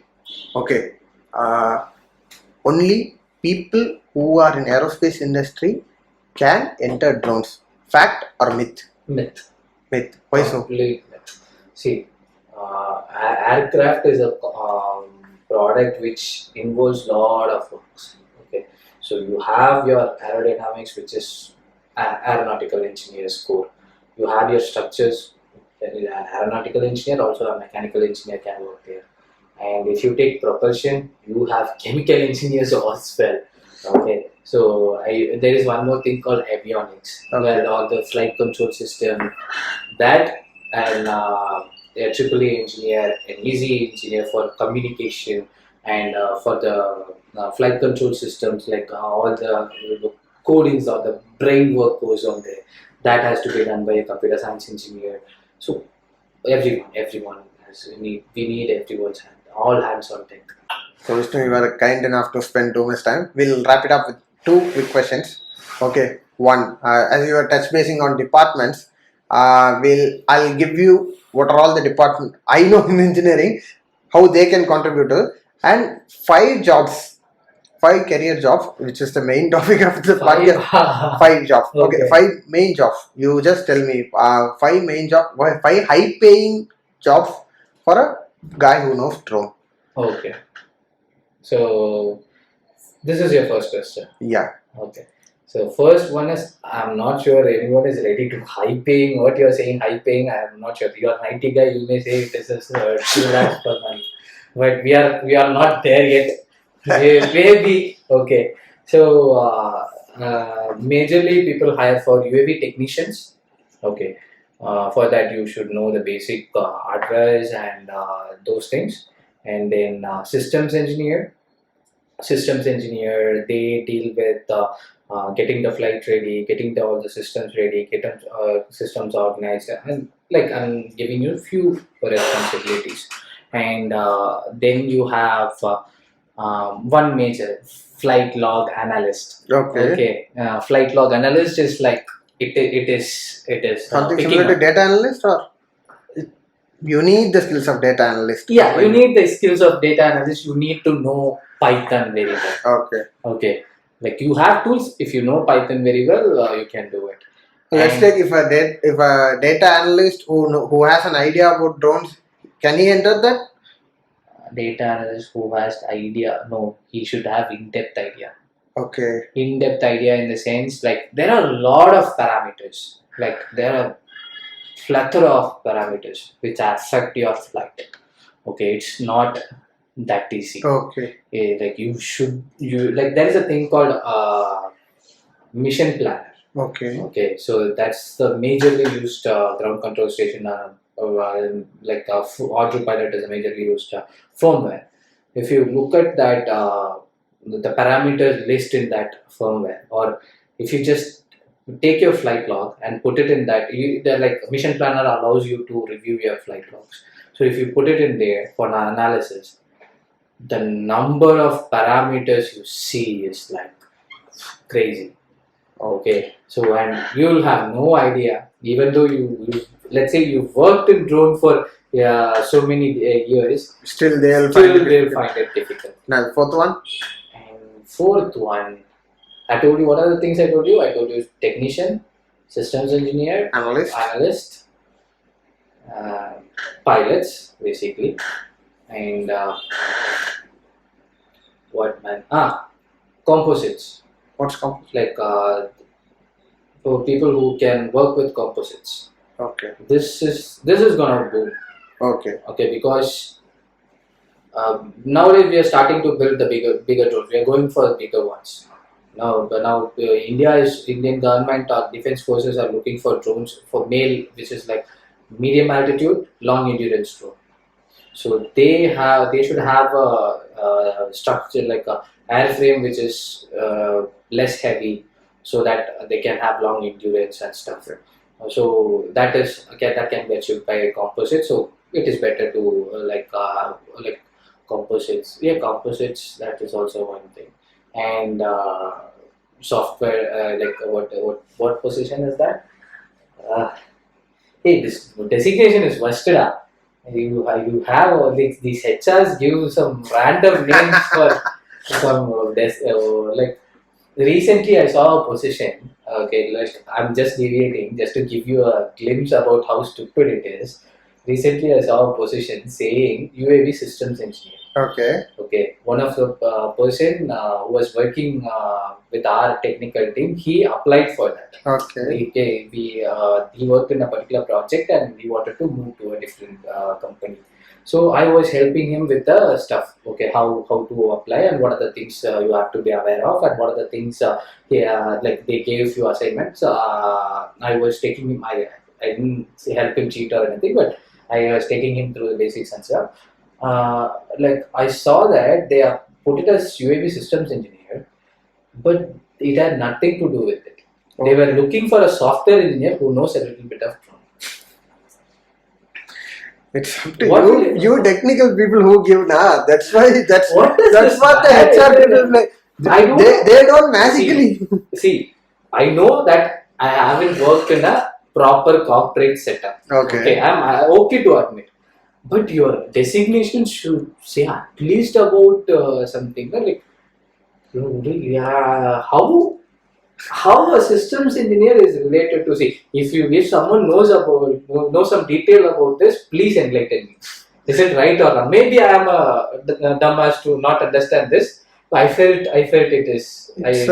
I'll say it's a two-way fault where when technical person, so he'll be giving the description, and when we ask, we face something like that. So when we ask the technical people, okay, these are all good. What should we advertise at? They give some random name, random long 10-word, 8-word names. We'll like cut short, cut short, cut short. We'll take it which is preferably related to these things. I gave you a few, right? UAV technician, directly from the name you can understand what is job. So all companies doesn't have people like you, right? No, man, they people hire like that. Mm-hmm. Okay. So what I give you, systems engineer. Systems engineer, what he does, you can understand basic avionics. He should know what is mission, how should he plan his mission, what are the things he should do get his UAV ready for the thing. What are the system checks he has to do? What are the parameters he should pay attention to? All these things. Flight log analyst, you can directly from the name can understand. Communication engineer. Okay. RF communication engineer, that you can easily understand. So then you have this what do you like the famous name you say in IT. What is that job position? Embedded engineer or what? Embedded technology engineer. What is that? Embedded system engineer or embedded technology engineer? What is that embedded system engineer means? That basically I know they deal with code and stuff. That's it. No, embedded system engineer doesn't deal with code. No, then the name is they different. design the boards. No, then the name is different. What's it? Like, it's not software developer. Okay. There's some other name to it. Basically, the one thing you have to understand about that job is that you should know. You should be a computer science engineer and you should know a bit of coding. That's it. Analyst or something. Basic analyst. No, it's not analyst job. It is basically you help in building the firmware and you help in like using the firmware for autonomous mission. Like you'll have in nowadays the drones are not working just with the flight controller. They'll have nowadays people are employing a companion computer with the drone. Okay. Like the Teslas or the cars in display thing. No, not like that.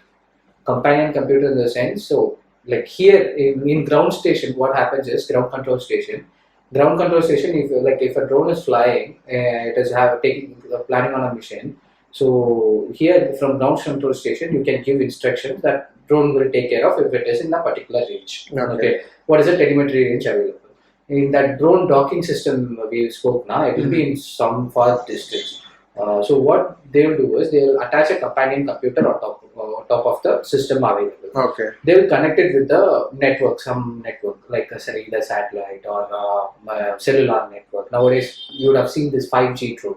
Yeah. Basically, what happens is you have a companion computer that gets connected to the cellular network. Okay. You connect to that network, using the towers. Yeah, like you connect it through your laptop via a particular. You will have your own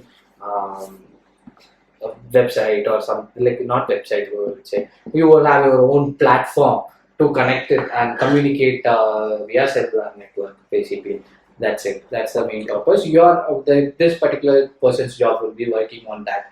Then you have this. We were talking about this obstacle avoidance and indoor navigation. Right? During indoor navigation, you need a computer science engineer or a mechatronics engineer like you, who knows about sensors and how to integrate sensors, how to use the sensor data and those types of stuff. Okay, we'll come to the second part of the last question, which is I'll give you the departments I know.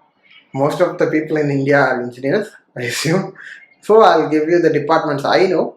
You just tell them how they could fit into drone industries, what they should know, what they currently should know, what they should learn additionally, and how they can enter. Could you brief us on that? Let me try. Okay. Because whatever I spoke until now, I touched here and there. Let me try to put it in different department perspective as well. I'll go with the majority, mechanical. Mechanical engineer, you can work on the materials, Okay. structure, that kind of stuff. Okay. What Like while coming out of what is that? You should basically you should have that enthusiasm to see what is going on in the industry. It is not like that. If you learn only this, you'll get it. It's not like that. You should know what is going on, where you can contribute. You should actually know it. I just gave you two options, which is like working on the structural part or working on the materials. Majorly, they can work on manufacturing. Manufacturing process. Yes. Okay. They can contribute there. Okay. Oh, what should they basically? At least they should know basically these things, right? In like, don't keep the mechanical aspects apart. In aerospace, what are the basic things they should know before entering their own industries? Like, I don't know to say that. Okay. I'm sorry. Civil, you said they have no scope in it. We'll go to AAA. Basic, these sensors. So all that wirings and all those part that comes under the power management and all those there they can see. Here also I don't know what they should know, what they should learn to. I don't know. Only part. But you can just tell them these fields in the drones you can apply for and you can enter. Avionics part they can do it. Okay. Avionics engineer that they can apply. Systems engineer there they can apply. AAA students there they will be a good fit. Yeah, these two. EC communication engineer. They should know about drone communication protocols and what are the they can be involved in making and also breaking the drone. Okay. Yeah, so that will be like anti-drone and all those things. CSE firmware building, ground station, and those part. Basically, that. This comes as a mechatronics engineers also can do it. Like ROS, you would have heard, right? Yeah. You're a mechatronics engineer. You would have heard about ROS, right? They play. Yes. Aeronautics. Be thorough about your propulsion. Now we are trying to move towards a different propulsion unit also. So be good at your propulsion side and also be good at aerodynamics. Choose one. Like this is what I tell everyone. Don't try to be. I want to know everything. Just pick one. What makes you excited? What keeps you excited? Just pick one thing. Like whatever it is, mechanical. If you want to choose material or structure, one. Choose it. Excellent. Like not excel. I'm saying just know more about it. Yeah. Be a sensible person. Like know more about it. What is there? What is going on now? Be in touch with the market trends. Yes, exactly. What are the tech available? What can you do more? Try to talk to people. Definitely your colleges or professors. If you are getting it, you are lucky. If you are not getting it, don't blame them. They are not ready to accept it. Okay, that's the reality. That they are not ready to accept that they are making a mistake. So it's better you work on yourself because it's your future. That is going to affect. So you work on yourself. So it is all about choosing one thing and sticking to it and working hard on it.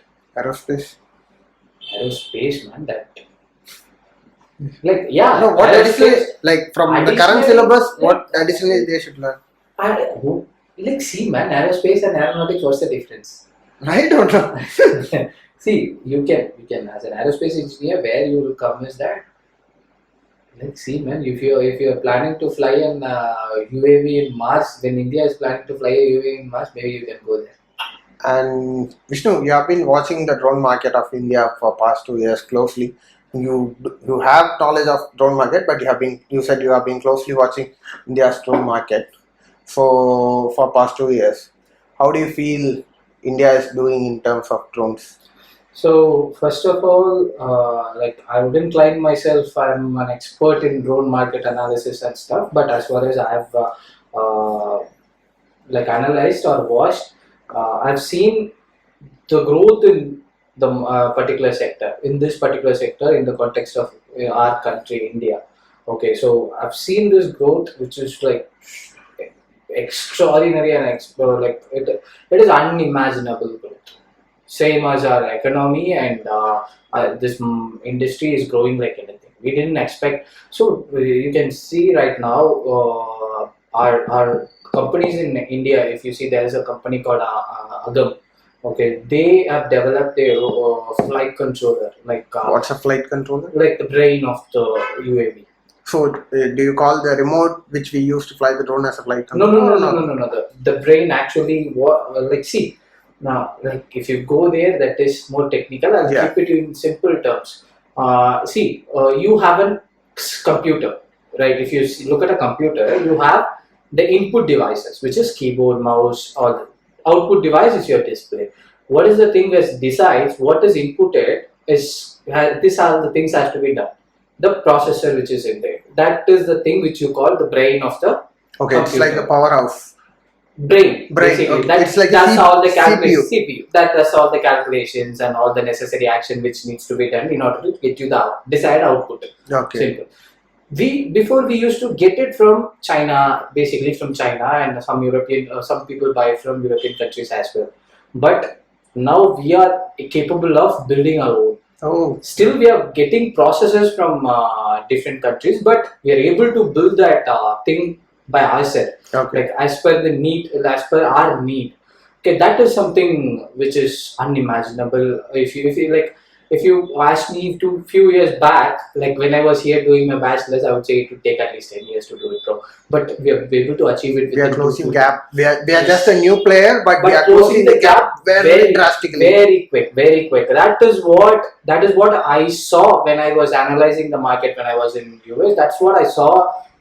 That's what made me come back, because I saw that growth potential here is like extraordinary, and people are ready to. This is one thing about us. Okay, when we truly care about something, and when we want our country to be first, we work like anything, man. Okay, so this is something we are like. You would have seen. Like, let's take an example.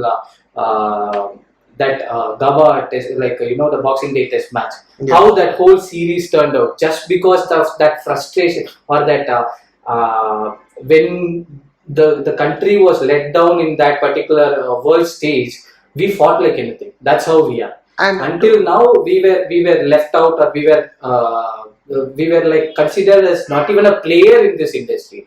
Now people want to. People like me and people like so many people in this industry, they want to bring that name into this whole world stage. Now, saying that in few years, I'm expecting India to build their own UAV and send it to world market. This is what I'm expecting from India. That Indian government is also helping us to do it, which is like making the export more open and those stuff. And thanks, Vishnu, for shedding light on many aspects that we don't know. It's my pleasure. And we might have missed something, and we might have got something. If we had missed something, comment us below. So we'll have a read and we'll inquire with Vishnu and come back again. No, I mean, I have to say this as well. I wasn't prepared for this. Okay. So if I had said something stupidity, if I have spit something like that, please correct me. I'm ready for correction. Okay. So one final question. We'll wrap up this session. For real, we'll wrap up. Okay. Word of advice for the school students who are trying to get into this field. What should they know? Give a glimpse of something like that. They need not know anything. Okay. School students, just have the guy who completed school. Yeah, like have that curiosity. Okay. Definitely, you will have your own. Like if you are planning that you are not going to do any engineering degree and come into this UAV industry, then know your basics, like how a drone works, what are the components, what are the things going on, what is the current stage the tech is in, those kind of basic stuff. Know about it, and you will be getting into UAV technician, that role, or you will be getting in as a UAV pilot. Those. If you are planning to do your engineering and pursue this particular sector, then keep your curiosities. Know about all these basics, and be curious. Be curious. That's it. Ask questions. You will be asking a lot of stupid questions, but one right question, that will take you to a different place. From there, you ask 1,000 stupid questions. Within that, one right question will take you to a different place. That's how it goes. And thanks for spending. This is coming from a person who asked a lot of stupid questions, made a lot of stupid mistakes, and learned from it. You just go, explore, Yes. check what you like, Yes. and Just go into it. run, break your knee, again wake get up, and like in while working in kitchen. Get your hands dirty. No, like while working in kitchen, I got the best advice. I would say the best advice in my life as well. See, the first time I was working in there, they gave me the job of chopping the onions. Okay. That's the first job I got. Like first peeling and then chopping. So they gave me a whole bag of onion, like a 25-pound bag, and they asked me to peel it. I peeled it. Then they asked me to chop it. I was just first time, like at home you have the small knife, and that in our place we say it as arupatti, which is like it looks like this. You sit on it and you do it. But there it is like knife, and it is bloody sharp. If you like chop, it will chop your nail off. I was just chopping it like this. Then the chef came to me, and a head chef came to me, and he was like, chop faster. I told him I'm scared that I may cut my finger. Only if you cut your finger, you'll learn how to chop. That's the thing about life as well. Only if you make mistake, you'll know if is it right or wrong. Go ahead, get it. Yes. Yes. Okay. It's not about get thrashed. Only then you'll go better. Yeah. That's all for today, Vishnu. So it's like I'm really sorry for taking a lot of time out of you. No. Because it was. It was. I called you for a short session, but I didn't know it would get too interesting and it'd be going on for. It is about like my reason for me to come back, and reason for me to stick with Brahmastra is the first job I got in Brahmastra. Yeah. First job responsibility for me in Brahmastra was a tutor, to teach. Then I learned like I feel good when I share what I have, whatever it is. I feel good when I share what I gained all these years to someone else. So if someone gets something useful out of all these conversations, then I feel good about it. That's the only reason I'm here. Yeah, thank you. Yeah. That's all for today, guys. Thanks for sticking with us till the end. Comment us what we have did good. If you find it good, comment us below. If you have any corrections or if you want anything else, comment. And I've also attached Mr. Vishnu's LinkedIn profile to the description. You can follow him. You can get in touch with him. Thanks for watching. See you.